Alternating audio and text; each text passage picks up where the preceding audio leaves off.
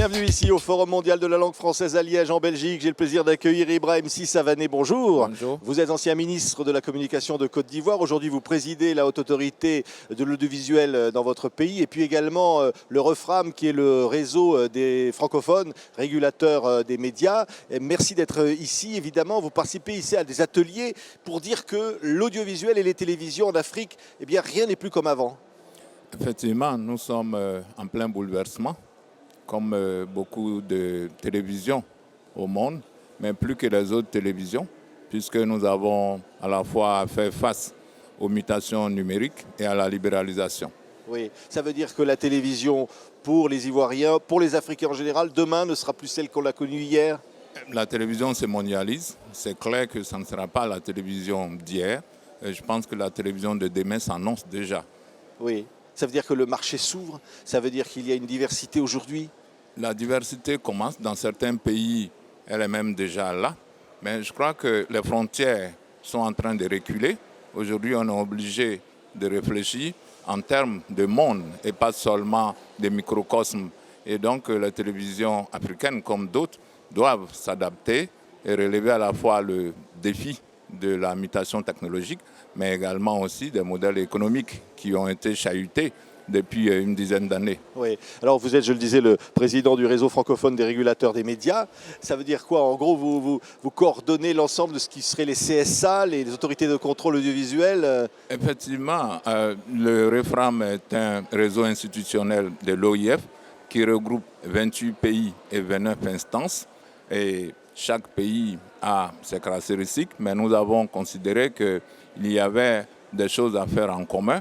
Et de ce point de vue-là, il était bon que nous puissions nous regrouper. Et donc le réseau existe depuis 2007 et la présidence a été successivement assurée par le Maroc, la Belgique et par le Tchad. Aujourd'hui, c'est la Côte d'Ivoire qui assure la présidence avec comme vice-président la Suisse. Oui, alors ça veut dire qu'aujourd'hui, on a besoin en Afrique d'organiser finalement ce marché. On va parler de l'arrivée de la TNT. Qu'est-ce que ça change pour l'Afrique? Qu'est-ce que ça change surtout pour les téléspectateurs africains? D'abord, ce qu'il faut dire, c'est que l'avènement de la TNT est une nécessité.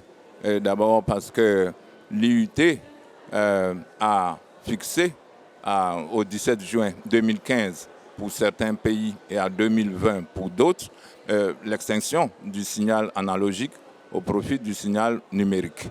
La TNT apporte une plus grande diversité, un plus grand nombre de chaînes de télévision et une qualité d'image. Mais il ne suffit pas d'attendre la mutation technologique, il faut réfléchir également au contenu, parce que tout ira en même temps, à savoir les modalités de production, de diffusion, de transformation d'une façon générale. Et donc la TNT est une grande révolution. Je sais que dans ce domaine, les pays africains ont un véritable challenge à relever, mais comme d'autres. Oui, ça veut dire qu'il va falloir un décodeur. Il faudra un décodeur en Afrique demain pour pouvoir regarder la télévision. Il faudra un décodeur en Afrique, comme il a fallu un décodeur dans d'autres pays. La télévision numérique impose cela. Mais il est vrai aussi que les nouvelles télévisions, les nouveaux téléviseurs qui arrivent sont déjà compatibles avec le numérique. Mais selon les pays, il y aura évidemment des ajustements avec des décodeurs supplémentaires. Oui, ça veut dire, encore une fois, un changement, un bouleversement. Est-ce que pour autant, en Afrique, tout le monde aura accès à cette nouvelle technologie? Je pense dirais évidemment aux grandes villes, mais aux petits villages, partout. Oui, paradoxalement, le numérique favorise l'accès, y compris dans les petits villages. Mais il est clair que cette fracture numérique ne va pas se résorber du jour au lendemain. Il pourrait y avoir des contraintes économiques. Mais en tout cas, dans nos stratégies, nous faisons tout pour que l'ensemble des populations puissent avoir accès à la télévision numérique. Voilà, évidemment, et TV5 Monde sera heureux d'être sur la TNT partout en Afrique, comme les engagements y ont été pris. Il est vrai que les chefs d'État se sont engagés à favoriser la diffusion de TV5 partout en Afrique. Je dois dire que cela n'est pas une véritable contrainte puisque nous savons ce que TV5 apporte effectivement au développement de l'information en Afrique. Et le moment venu, selon les pays, je crois que cela va se faire sans peine. Oui, les contenus, vous en parliez à l'instant, Monsieur Savané.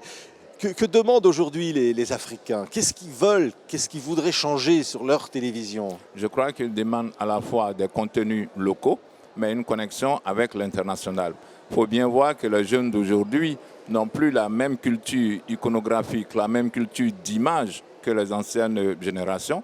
Je crois que ce sont des gens qui veulent être à la fois ancrés dans leur réalité, mais ouverts sur le monde. Oui, avec évidemment des films, avec du sport, avec l'accès finalement à une sorte de mondialisation du message audiovisuel, c'est-à-dire à pouvoir voir ce que tout le monde voit. Une mondialisation de l'audiovisuel, mais une mondialisation qu'on ne subit pas, à laquelle on participe en apportant aussi notre créativité, en apportant également, j'allais dire, une part de notre culture. Ça veut dire qu'il faut de la coopération internationale.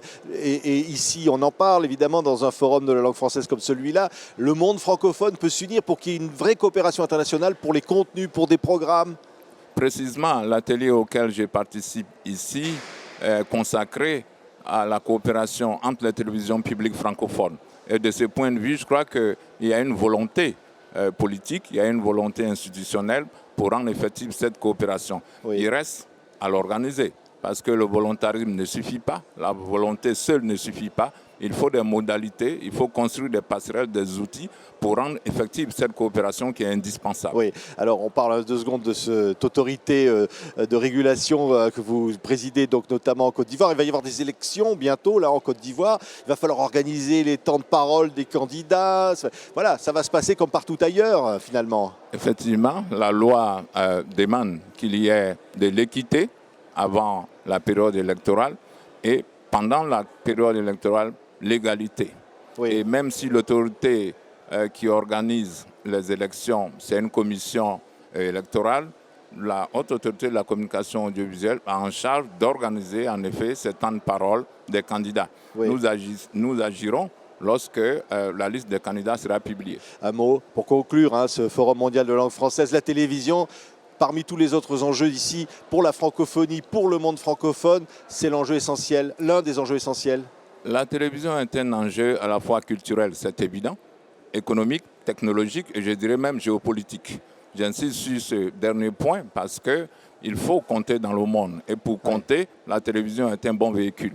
Merci beaucoup, Monsieur Sissavané, d'avoir été notre invité pour clôturer ce Forum mondial de langue française ici à Liège, en Belgique, en partenariat évidemment avec TV5 Monde. Merci. Merci de m'avoir invité.